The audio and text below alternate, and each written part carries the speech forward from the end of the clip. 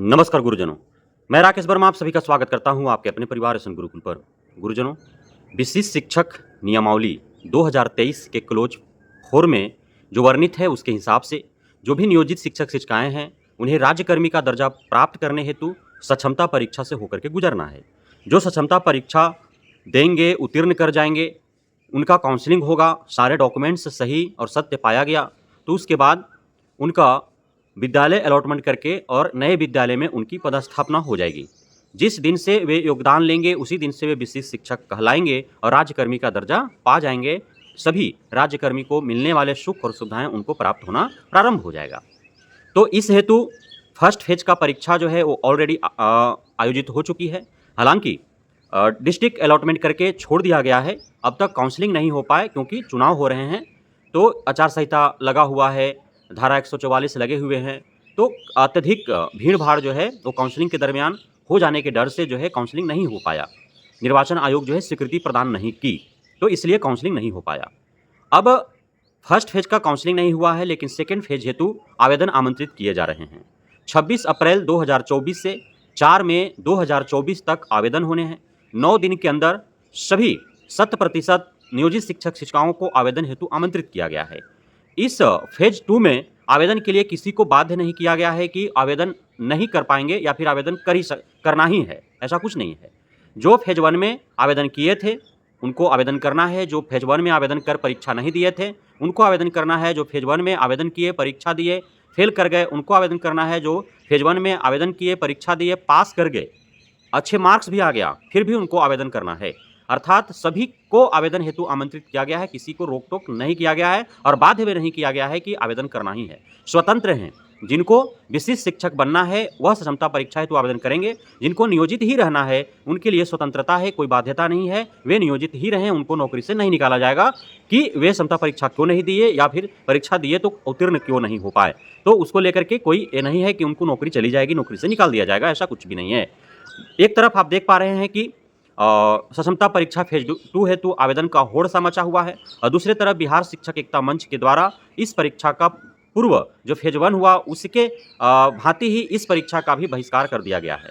बिहार शिक्षक एकता मंच का कहना है कि माननीय हाई कोर्ट का जो निर्देश है वह आरटी एक्ट 2009 के आधार पर है और आरटी एक्ट 2009 नियमित शिक्षकों के जैसा है, नियोजित शिक्षकों को सारे सुख सुविधाएं लाभ देने की पैरवी करता है और उसी के आधार पर जो है माननीय हाईकोर्ट का भी निर्देश दिया गया है, माननीय हाईकोर्ट का ऑब्जर्वेशन आया है। तो उनकी मांग है कि वे परीक्षा नहीं देंगे, नियोजित ही रहेंगे और माननीय हाईकोर्ट के निर्देशानुसार उसके ऑब्जर्वेशन के आलोक में, उसके जजमेंट के आलोक में, उसके ऑर्डर के आलोक में बिहार सरकार को नियोजित शिक्षकों को नियमित शिक्षकों के भांति सारे सुख सुविधाएं लाभ मिलने चाहिए, चाहे वह एक्सपीरियंस के आधार पर उनकी पदोन्नति हो, वेतन वृद्धि हो, उनका सेवा निरंतरता हो, वेतन संरक्षण हो, उनका जो है डीए हो, टीए हो, होम अलाउंस हो, मेडिकल अलाउंसेज हो, प्रोविडेंट फंड हो, ग्रेजुएटी का लाभ हो, ग्रुप लाइफ इंश्योरेंस का लाभ हो और साथ ही जो है जब रिटायरमेंट उनकी हो उसके बाद पेंशन के लाभ हो, तो सारे चीज़ जो नियमित शिक्षकों को मिल रही हैं या मिलेंगी वो सारे सुविधाएं जो है नियोजित शिक्षकों को भी मिलना चाहिए, ऐसा माननीय हाईकोर्ट का ऑब्जर्वेशन है और उसी के आलोक में बिहार शिक्षक एकता मंच ने सरकार से मांग रखी है और परीक्षा का बहिष्कार किया है। हालांकि परीक्षा जिनकी इच्छा है वो दे, नहीं इच्छा है मत दे। मैंने उसको लेकर के कई वीडियो बनाया है, आप देख सकते हैं। बिहार शिक्षक मंच जो है कौन से तथ्य रखे हैं और अन्य नेतृत्वकर्ता कौन से तथ्य रखे हैं, इसके बारे में मैंने डिटेल्स जो है वो वीडियो में चर्चा किया हूँ, आप वहाँ जा करके देख सकते हैं। तो गुरुजनों, अब जो है बिहार सेकेंडरी एग्जामिनेशन बोर्ड जो है वह सक्षमता परीक्षा आयोजित करती है। परीक्षा ऑनलाइन होने हैं, 150 मार्क्स का होंगे, नेगेटिव मार्किंग नहीं है और जो तुक्का लगा देगा वो भी पास हो जाएगा। इसलिए फेज 1 में 90% से भी एबव शिक्षक शिक्षिकाएँ जो है वो पास तो कम से कम हो ही गए, भले ही अच्छे मार्क्स उनको नहीं आ पाया। तो इसलिए स्वतंत्रता दी गई है कि वे फेज 2 में आवेदन करें, परीक्षा दें और अच्छे मार्क्स लाएँ। हालाँकि जिस प्रकार फेज 1 में परीक्षा की तैयारी हेतु समय नहीं दिए गए, आपका उचित प्रबंध नहीं था कि आप कहीं जा कर के ऑनलाइन जो है सिस्टम पर प्रैक्टिस कर सकें। सिर्फ जो प्रैक्टिस करने की जो बातें हैं, वह बातें सिर्फ पन्नों में ही सिमट करके रह जाती है। जो बातें कही गई कि इस प्रकार से आपको जो है जा कर के 5 बजे के बाद, साढ़े 5 बजे के बाद जो है आपको लोकल आईसीटी लैब में प्रैक्टिस करने हैं, फिर 7:30 से 9:30 आप जो है अपने जिला के डाइट सेंटरों पर, प्रशिक्षण केंद्रों पर जाकर के आप कर सकते हैं। तो वो संभव तो है नहीं। कितने आईसीटी लैब हैं आस-पास में और कितने नियोजित शिक्षक-शिक्षिकाएँ जो है उन आईसीटी लैबों में जाकर के कर सकते हैं। तो दूसरी बात यह है कि अब जो नियोजित शिक्षक हैं उनके घर से, उनके निवास स्थान से 150-200 किलोमीटर दूरी पर डाइट सेंटर या प्रशिक्षण केंद्र है, तो 7:30 बजे रात में उनको जाना, 9:30 बजे उधर से आना महिला शिक्षिकाओं के लिए तो माने असंभव ही है। पुरुष शिक्षिका भी जिनके पास साधन होगा वही आ जा सकते हैं, लेकिन 150-200 किलोमीटर डेली आना-जाना जो है कौन कर सकता है ऐसा कार्य? तो ये जो है बातें सिर्फ कागज़ों में ही सिमट करके रह जाती है, प्रैक्टिकली धरातल पर प्रैक्टिस की बात नहीं उतर जा पाता है। तो अब जो है इसमें भी आपको परीक्षा की तिथि जो घोषित की गई है, आप आवेदन 4 तक करेंगे। उसके बाद 10 मई से जो है आपका परीक्षा आयोजित करने की संभावित तिथि घोषित की गई है कि 10 मई से हो सकता है। और देखा गया है, आप पूर्व में फेज 1 हुआ था तो उसे जो है 26 फरवरी से जो है परीक्षा आयोजित करने की तिथि घोषित की गई थी और तय तिथि से जो है परीक्षा आयोजित भी करा ली गई थी, चाहे जैसे भी एडमिट कार्ड जारी हो, जिनका हो पाया वो दिए, नहीं हो पाया नहीं दिए। उसी प्रकार से फेज 2 में भी होगा, हो सकता है, क्योंकि जल्दीबाजी है, परीक्षा आयोजित कई चरणों में होंगे और परीक्षा आयोजित होने के बाद जो है वो रिजल्ट भी प्रकाशित करने हैं और जहाँ तक उम्मीद है कि फेज 1 और फेज 2 दोनों का काउंसलिंग एक साथ हो, तो इसलिए जल्दी-जल्दी जो है वो सारे प्रक्रियाएँ जो है संपन्न कराई जाएँगी। तो 10 मई से संभावित है कि फेज 2 का परीक्षा होगा और उसी को लक्ष्य बनाते हुए बिहार सेकेंडरी एडमिशन बोर्ड ने सभी जिला के जो डीपीओ स्थापना है उन सभी को जो है निर्देशित किया गया है कि वे सत्यापित नहीं कर रहे हैं। चूंकि मैंने आपको बताया था कि ऑनलाइन जो आवेदन होगा वो आवेदन जाकर के और डीपीओ स्थापना के लॉगिन में जाकर के पड़ा रहेगा।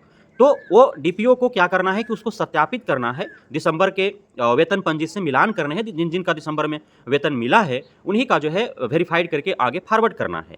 तो बीएसईबी का मानना है कि सत्यापन हो ही नहीं रहा है, जिसकी वजह से पूरा काम पेंडिंग है। सत्यापन होगा, अप्रूव करके वो फॉरवर्ड करेंगे, तभी वहाँ से बीएसईबी एडमिट कार्ड जारी करेगा ना। फिर एडमिट कार्ड जारी होगा, फिर डाउनलोड करके, फिर प्रिंट आउट करके, फिर शिक्षिकाएं डीपीओ स्थापना के पास जाएंगे, उसको फिर से भौतिक सत्यापन होगा उसका, उसके बाद वो फिर अपलोड करेंगे, बीएसईबी के पास जाएगा और पुनः वो जो है मूल एडमिट कार्ड वो जारी करेगा, जिसको लेकर के शिक्षिकाएं जो है परीक्षा भवन में जाएंगे परीक्षा देने के लिए और परीक्षा के उपरांत फिर उस मूल एडमिट कार्ड को जो है डीपीओ स्थापना के पास जमा कर देंगे।